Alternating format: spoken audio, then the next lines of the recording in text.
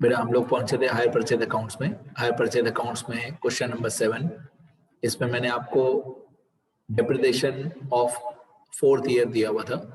इसमें मैंने आपको कॉस्ट प्राइस फाइंड आउट करने बता दिया था। ये 39366 जो है ये डेप्रिसिएशन था 4th ईयर का। इसमें से कॉस्ट प्राइस फाइंड आउट करने बताया था लास्ट वीडियो लेक्चर में। हायरर का नाम टिप टॉप है, वेंडर का नाम नहीं दिया हुआ है, एसेट का नाम मोटर कार है, रेट ऑफ इंटरेस्ट 15% है, कैश प्राइस नहीं दिया हुआ है, डाउन पेमेंट में लिखा हुआ था 1/3 of cash price, first instalment दिया हुआ है, सेकंड इंस्टॉलमेंट दिया हुआ है, थर्ड इंस्टॉलमेंट नहीं दिया हुआ है, फोर्थ इंस्टॉलमेंट दिया हुआ है, कॉन्ट्रैक्ट प्राइस नहीं मालूम है, डेप्रिसिएशन है 10% आरबीएम। ये हमारा स्टेटमेंट अभी बनाना बाकी है, statement showing calculation of interest ये हमारा बाकी है। और मैंने आपको डेप्रिसिएशन की कैलकुलेशन बता दी थी, ये वाली सारी, यहाँ तक हम लोग पहुंचे थे। तो ये क्वेश्चन 7 चल रहा है हमारा। 4th ईयर का डेप्रिसिएशन आया था हमारा 7.29, फिर हमने क्रॉस मल्टीप्लाई किया था कि डेप्रिसिएशन 4th ईयर का 7.29 तो cost price 100, depreciation 4th year का क्वेश्चन में दिया हुआ है 39366 तो कॉस्ट प्राइस कितना, तो हमारा कॉस्ट प्राइस आया था 5,40,000। ये 5,40,000 यहाँ पे लिख के डेप्रिसिएशन की कैलकुलेशन कंप्लीट की हुई है चारों साल की। पहले 5,40,000 पे 10% 54,000, बाकी 4,86,000, फिर 4,86,000 पे 10% 48,600, क्योंकि आरबीएम है तो आरबीएम में 4,86,000 पे 10% होगा 48,600, बाकी 4,37,400, फिर 4,37,400 पे 10% 4,37,440, बाकी बचेगा 3,93,660, फिर 3,93,660 पे 10% 3,93,666। ये जो क्वेश्चन में दिया हुआ है वही है 3,93,666, बाकी बचा 3,54,294 हो गया। इसके बाद डेप्रिसिएशन की कैलकुलेशन हो गई। अब सबसे इंपॉर्टेंट ये statement showing calculation of interest, सबसे इंपॉर्टेंट ये, इसकी कैलकुलेशन बताता हूँ क्योंकि थर्ड इंस्टॉलमेंट दिया हुआ भी नहीं है तो कैलकुलेशन और हार्ड होगा। सुनते रहो, पहले जितना सब क्वेश्चन में दिया हुआ है वो सब लिख रहा हूँ, बहुत आराम से, बहुत धीरे धीरे। ये डाउन पेमेंट की डेट है 1/1/2008, फिर 30 जून 2008 फर्स्ट इंस्टॉलमेंट, 31/12/2008 सेकंड इंस्टॉलमेंट, 30 जून 2009, 31/12/2009। ध्यान से देखना, 6 महीने का गैप है। सबसे पहले कैश प्राइस की डेट 1/1/2008, 1/1/2008। डाउन पेमेंट की डेट भी वही होती है जो कैश प्राइस की डेट होती है 1/1/2008। अब जो फर्स्ट इंस्टॉलमेंट है वो 6 महीने के गैप पे है, तो 6 महीने के गैप पे बाद आएगा 30 जून 2008, फिर 6 महीने के बाद आएगा 31/12/2008, फिर 6 महीने के बाद आएगा 30 जून 2009, फिर 6 महीने के बाद आएगा 31/12/2009। ऐसे 6 महीने का गैप है सारी इंस्टॉलमेंट्स के बीच में, 6 महीने का गैप है। तो इस बात का ध्यान रखना, जो हम लोग इंटरेस्ट निकालेंगे वो 6 महीने का निकालेंगे। थोड़ी 1-2 पॉइंट्स और हार्ड है, ध्यान से सुनते रहना। ये cash price, down payment, first instalment, second instalment, third instalment, fourth instalment, इतना मैंने लिख दिया, डेट्स लिख दी। अब और क्वेश्चन में जो दिया हुआ है पहले लिखते जाता हूँ, फिर कैलकुलेशन बाद में स्टार्ट करूंगा। ये rate of interest 15% per annum question में दिया हुआ है, ये आप क्वेश्चन में देख सकते हो। Rate of interest 15% per annum है, ये क्वेश्चन में दिया हुआ है। अब और क्या दिया हुआ था, कैश प्राइस नहीं दिया हुआ है, कैश प्राइस नहीं दिया हुआ है तो मैं कैश प्राइस में जाके क्वेश्चन मार्क कर देता हूँ। ये कैश प्राइस में ए वाले कॉलम में मैं यहाँ पे क्वेश्चन मार्क कर देता हूँ, नहीं मालूम है कैश प्राइस कितना। उसके बाद हमारा डाउन पेमेंट भी नहीं मालूम है।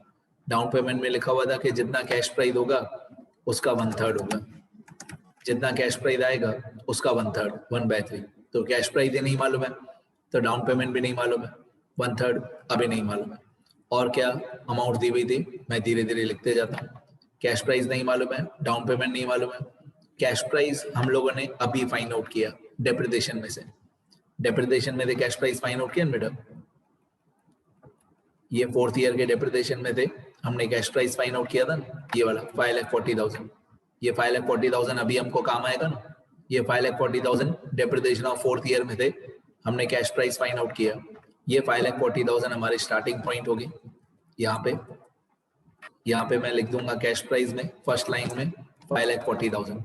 अब क्वेश्चन में लिखा हुआ था डाउन पेमेंट जो है वो 5,40,000 का 1/3 है, तो 5,40,000 मल्टीप्लाई 1/3, तो डाउन पेमेंट भी आ जाएगा 1,80,000। अब आपको मालूम है मैं हर क्वेश्चन में बताता हूँ डाउन पेमेंट एक ऐसी इंस्टॉलमेंट होती है जिसमें इंटरेस्ट नहीं होता है, सारा का सारा 1,80,000 पेमेंट टुवर्ड्स कैश प्राइस होता है। ठीक है, ये स्टेटमेंट मेरी बन जाएगी, तो समझो 99% सब सॉल्व हो गया। बाकी journal entries, ledger and posting वो हर क्वेश्चन में सेम ही होता है। तो ये 5,40,000 कैश प्राइस हमने फाइंड आउट किया था, डिप्रिसिएशन में थे, इसका 1/3, तो 5,40,000 का 1/3 1,80,000, 1,80,000 0 1,80,000। अब ये जो डी वाला कॉलम होता है वही ए वाले कॉलम में से माइनस होता है, तो ये 1,80,000 फर्स्ट कॉलम में से माइनस, बाकी कितना, तो 5,40,000 माइनस 1,80,000, 5,40,000 माइनस 1,80,000, तो बाकी बैलेंस आएगा 3,60,000। जो यहाँ पे बैलेंस आया 3,60,000 वो यहाँ पे बैलेंस में लिखते हैं 3,60,000। जितना यहाँ पे बैलेंस आया 3,60,000 उसी को हम लोग बैलेंस के कॉलम में लिखते हैं 3,60,000। ठीक है, यहाँ तक हो गया।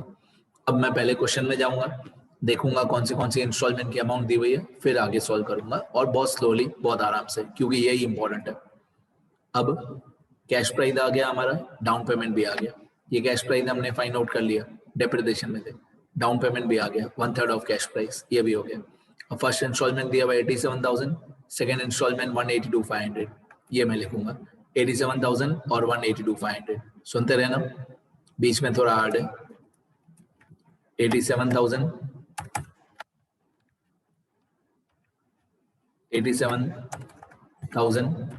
First instalment, second instalment 182,500। First instalment 87,000, आप देख रहे हो मैं इसको बी वाले कॉलम में लिख रहा हूँ, इंस्टॉलमेंट के कॉलम में। तो फर्स्ट इंस्टॉलमेंट 87,000, सेकंड इंस्टॉलमेंट 182,500। आगे थर्ड इंस्टॉलमेंट की अमाउंट नहीं दी हुई है, ये थर्ड इंस्टॉलमेंट क्वेश्चन मार्क है, और fourth instalment 53750, third instalment question में भी नहीं दिया हुआ, फोर्थ इंस्टॉलमेंट 53750। तो थर्ड इंस्टॉलमेंट, बस यही मेरे को सिखाना है कि थर्ड इंस्टॉलमेंट की अमाउंट कहाँ से आएगी, और फोर्थ इंस्टॉलमेंट कितना था मैं अमाउंट भूल गया, 53750, ये फोर्थ इंस्टॉलमेंट 53750, ये रहा। अब इसको मैं फोर्थ इंस्टॉलमेंट में जाके लिखूंगा 53750 यहाँ पे। ठीक है, अब पहले ये क्वेश्चन कैसा है, ये क्वेश्चन आधा ऊपर से सॉल्व होगा, आधा नीचे से सॉल्व होगा, खास करके जब हम लोग थर्ड इंस्टॉलमेंट में पहुंचेंगे तब थोड़ा हार्ड होगा, ध्यान देना। अब मैं यहाँ पे इंटरेस्ट निकालूंगा, ये इंटरेस्ट में ये गैप याद रखना, 1/1/2008 से 30 जून 2008 तक 6 महीने का गैप है, तो जब हम लोग इंटरेस्ट निकालेंगे तो 6 महीने का इंटरेस्ट निकालेंगे। कैलकुलेशन देखना ध्यान से, बैलेंस कैश प्राइस है हमारा 3,60,000, ये वाला 3,60,000, इस पे मल्टीप्लाई बाय 15 डिवाइड बाय 100, ये 15% ये रहा, तो ये बैलेंस है 3,60,000 मल्टीप्लाई बाय ये 15% इंटरेस्ट है, मल्टीप्लाई बाय 6/12, क्योंकि डाउन पेमेंट और फर्स्ट इंस्टॉलमेंट में 6 महीने का गैप है, तो मल्टीप्लाई बाय 6/12, तो हमारा इंटरेस्ट आ जाएगा यहाँ पे 27,000। फिर मैं क्या करूंगा, 87,000 इंस्टॉलमेंट में थे, 27,000 इंटरेस्ट माइनस कर दूंगा, तो बाकी 60,000 आ जाएगा पेमेंट टुवर्ड्स कैश प्राइस। ये 60,000 मैं पहले कॉलम में थे माइनस कर दूंगा, फिर 3,60,000 माइनस 60,000, 3,60,000 माइनस 60,000, तो 3,60,000 माइनस 60,000, तो बाकी बैलेंस आएगा 3 लाख, बाकी बैलेंस आएगा 3 लाख। ये 3 लाख मैं बैलेंस के कॉलम में लिख दूंगा 3 लाख, यहाँ पे जितना बैलेंस आया 3 लाख वो मैं बैलेंस के कॉलम में लिख दूंगा 3 लाख। अब इस बैलेंस 3 लाख पे 15% इंटरेस्ट 6 महीने का, 3 lakh multiply by 15% multiply by 6/12, मतलब इस 3 लाख बैलेंस पे ये वाला 15% इंटरेस्ट, और जितना फर्स्ट इंस्टॉलमेंट और सेकंड इंस्टॉलमेंट में गैप है 6 महीने, उतना फर्स्ट इंस्टॉलमेंट और सेकंड इंस्टॉलमेंट का जो गैप है उतना इंटरेस्ट, उतने महीने यहाँ पे सेकंड इंस्टॉलमेंट के इंटरेस्ट में काम आएंगे 22,500। अब ये 22,500 में माइनस कर दूंगा, इंस्टॉलमेंट में थे, इंस्टॉलमेंट है हमारी 182,500, उसमें से 22,500 में माइनस कर दूंगा, बाकी पेमेंट टुवर्ड्स कैश प्राइस आ जाएगा 1,60,000 में पहले कॉलम में से माइनस कर दूंगा, माइनस 1,60,000 माइनस 1,60,000। अब 3 लाख में से 3 लाख जो पहले बैलेंस था ये वाला, इस 3 लाख में थे 1,60,000 माइनस कर देंगे, equal to 3 lakh minus 1,60,000। 3 lakh minus 1,60,000 obviously ये 1,40,000 होता है। ये 1,40,000 मैं यहाँ पे बैलेंस में लिख दूंगा 1,40,000, ठीक है। अब इस 1,40,000 पे 15% इंटरेस्ट और यहाँ पे भी 6 महीने का ही गैप है, तो मैं ये इंटरेस्ट निकालूंगा, इक्वल टू 1,40,000 मल्टीप्लाई 15/100 मल्टीप्लाई 6/12, तो 1,40,000 मल्टीप्लाई 15/100, ये वाला 1,40,000 मल्टीप्लाई ये 15/100, और जितना यहाँ पे सेकंड इंस्टॉलमेंट और थर्ड इंस्टॉलमेंट में गैप हो 6 महीने। अभी ये इंटरेस्ट आ गया हमारा 10,500, लेकिन हमको इंस्टॉलमेंट की अमाउंट ही नहीं मालूम है, ये थर्ड इंस्टॉलमेंट की अमाउंट ही नहीं मालूम है, तो हम 10,500 माइनस नहीं कर सकते। ये इंस्टॉलमेंट आएगा पहले, उसमें देर 10,500 माइनस होगा, फिर ये पेमेंट टुवर्ड्स कैश प्राइस आएगा, तो इसके आगे सॉल्व करना पॉसिबल नहीं है। अब क्या होगा, अब इसके आगे उसी स्टूडेंट को सॉल्व करने आएगा जिसको वर्क बैक मेथड बताओ, और वो भी बहुत हार्ड है, सुनना ध्यान से। अब हम लोग वर्क बैक मेथड करेंगे। वर्क बैक मेथड में यहाँ पे लास्ट में टोटल में 0 आना चाहिए, उल्टा सॉल्व करेंगे, यहाँ पे लास्ट में 0 आना चाहिए, ठीक है। अब ये जो 53,750 है इसके अंदर इंटरेस्ट इंक्लूडेड है, कितना, सुनना ध्यान से। रेट ऑफ इंटरेस्ट 15% है, रेट ऑफ इंटरेस्ट 15% पूरे साल का पर एनम, यहाँ पे लिखा है मैंने पर एनम, तो अगर 15% इंटरेस्ट पूरे साल का होगा तो हमारा यहाँ पे गैप 6 महीने का है, तो 6 महीने का इंटरेस्ट होगा 7.5%। अब देखो मैं लिख के बताता हूँ यहाँ पे नोट्स, यहाँ पे मैं नोट्स लिख के देता हूँ कि first point, in this example first 2 installments will be solved from top to bottom, मतलब हम ऊपर से शुरू करेंगे, पहली 2 इंस्टॉलमेंट्स ऊपर से शुरू करेंगे, लेकिन इसके बाद हम लोग 4th इंस्टॉलमेंट को सॉल्व करेंगे, then 4th installment will be solved।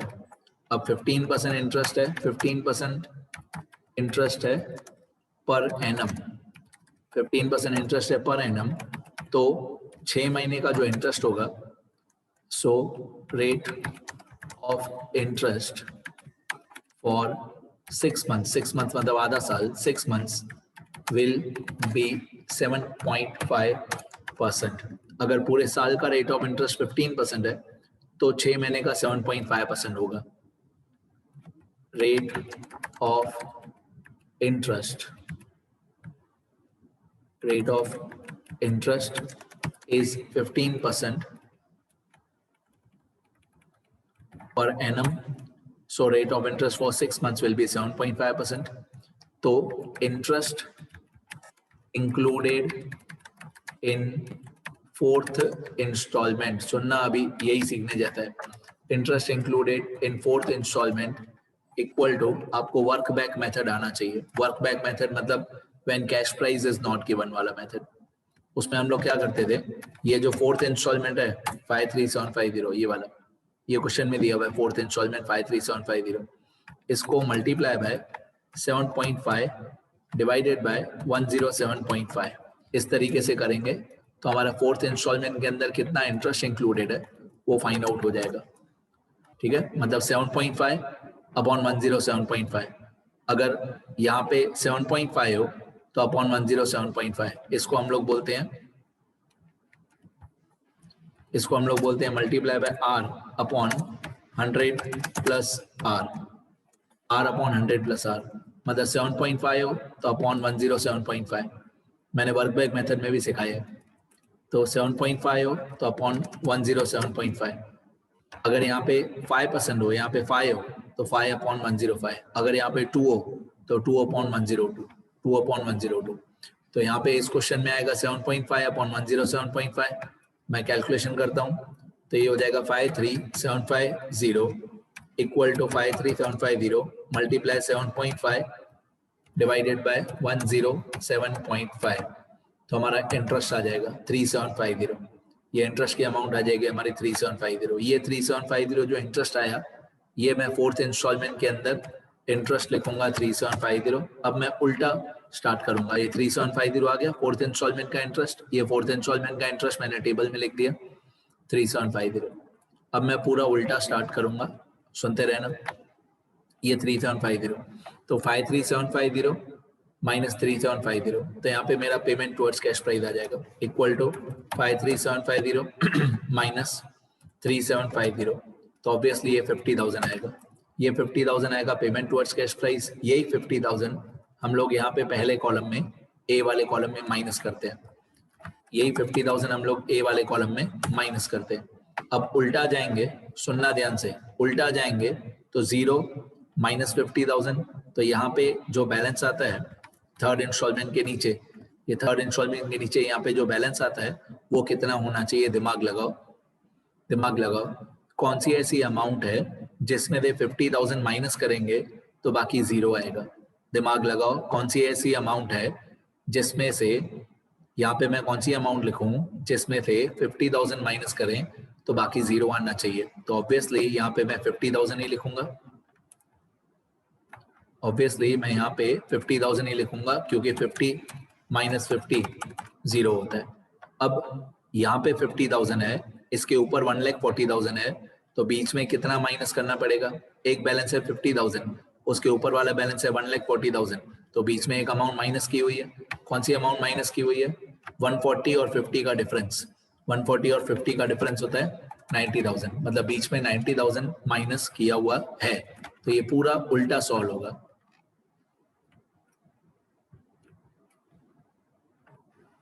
ये वाला पूरा कॉलम उल्टा सॉल्व होगा। पहले 0, पहले ये 0, फिर ये माइनस 50, फिर उसके ऊपर 50, फिर उसके ऊपर माइनस 90,000। अब ये जो माइनस 90,000 आया ए वाले कॉलम में, यहाँ पे जो हम लोग माइनस कर दें 90,000, वही डी वाले कॉलम में 90,000 हम लोग लिखते हैं पेमेंट टुवर्ड्स कैश प्राइस में। तो यहाँ पे जो यहाँ पे माइनस होता है 90,000, वही डी वाले कॉलम में आता है 90,000। मतलब डी वाले कॉलम में भी मैं 90,000 लिखूंगा। पहले मैंने ये 0 लिखा, फिर ये माइनस 50 लिखा, इसके ऊपर प्लस 50 लिखा, फिर 50 और 140 का डिफरेंस 90,000, फिर यही 90,000 मैंने सेकंड लास्ट कॉलम में लिखा पेमेंट टुवर्ड्स कैश प्राइस में। अब 90,000 पेमेंट टुवर्ड्स कैश प्राइस और 10,500 इंटरेस्ट, तो इंस्टॉलमेंट की अमाउंट आ जाएगी। इंस्टॉलमेंट की अमाउंट आ जाएगी 90,000। इंस्टॉलमेंट की अमाउंट आ जाएगी 90,000 प्लस 10,500 और हमारा सारा स्टेटमेंट कंप्लीट हो गया। मतलब हमारा थर्ड इंस्टॉलमेंट की अमाउंट होगी 100,500। ये थर्ड इंस्टॉलमेंट की अमाउंट होगी 100,500। सिर्फ यहाँ पे मैं बैलेंस लिख दूंगा। यहाँ पे वही बैलेंस आता है जो इधर नीचे वाली लाइन में आता है 50,000। ये मैं बैलेंस यहाँ पे लिख दूंगा 50,000। ठीक है, और इसके बाद वाला बैलेंस 0 है। यहाँ पे जो 0 आता है वही यहाँ पे आता है 0 0 0। अब मैं पेमेंट टुवर्ड्स कैश प्राइस जो डी वाला कॉलम है इसका टोटल कर दूंगा, तो कैश प्राइस आ जाएगा। वैसे कैश प्राइस 5,40,000 हमको पता ही है। मैं डी वाले कॉलम का टोटल करूंगा, इसमें 5 अमाउंट है, तो 5,40,000 ही आएगा। यही वाला आएगा जो यहाँ पे ऊपर था 5,40,000। ये रहा 5,40,000। फिर टोटल इंटरेस्ट का कॉलम, इंटरेस्ट का कॉलम, इसमें हमारा टोटल इंटरेस्ट आ जाएगा 63,750। अब कॉन्ट्रैक्ट प्राइस का कॉलम, कॉन्ट्रैक्ट प्राइस का टोटल आ जाएगा 603,750। 603,750। अब ये कैलकुलेशन कंप्लीट हो गया। अब जर्नल एंट्री और लेजर एंड पोस्टिंग जो भी क्वेश्चन में पूछा हो वो हर क्वेश्चन में सेम ही होती है। तो मैं इतना एक बार कैलकुलेशन दिखा देता हूँ आपको, इतना आप लोग लिख लेना। बाकी जर्नल एंट्री और लेजर एंड पोस्टिंग यहाँ पे लास्ट में पूछा हुआ है, prepare the following accounts in the books of purchaser on the basis of above information, seller account, motor car account और इंटरेस्ट अकाउंट। मतलब सिर्फ लेजर एंड पोस्टिंग ही पूछी है, जर्नल एंट्री नहीं पूछी है।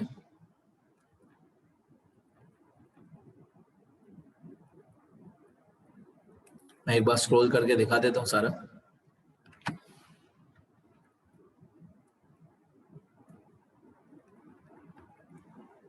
ये क्वेश्चन है हमारा। ऊपर मेथड का नाम लिखना बेटा सब लोग। ये क्वेश्चन 7 हमारा, यहाँ तक क्वेश्चन है। फिर टेक्स्ट बुक वालों का आंसर है। फिर मेरा आंसर यहाँ से लेकर है, वही से लेकर यहाँ से लेकर आपको एग्जाम में लिखना है।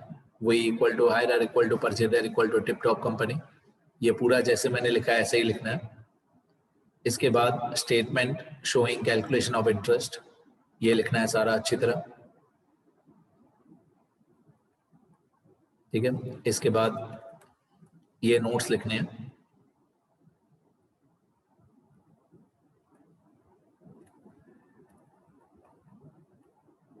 और इसके बाद ये डेप्रिसिएशन की कैलकुलेशन लिखनी है।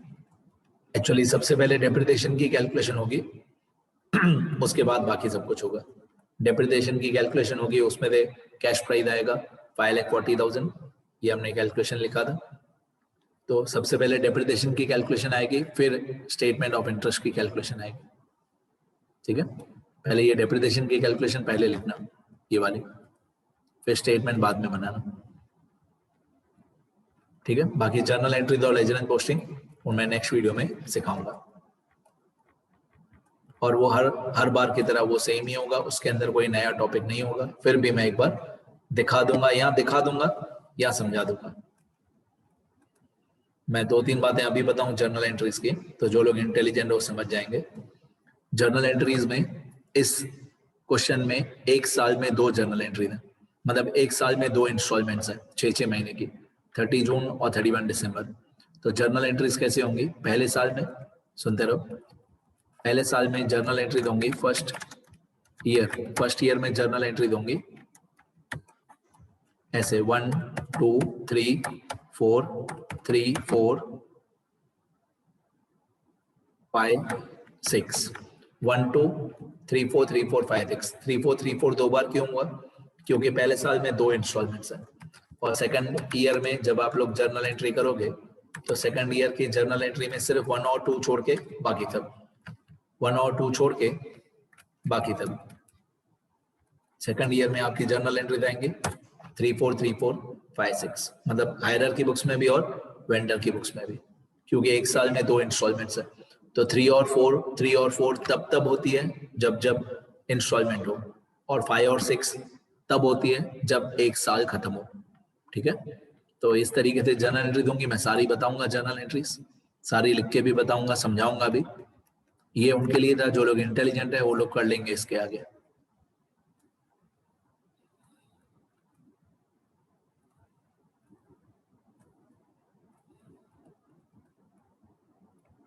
ठीक है बेटा, मैं मीटिंग एंड कर रहा हूँ यहाँ पे, इतना लिख लेना सब लोग।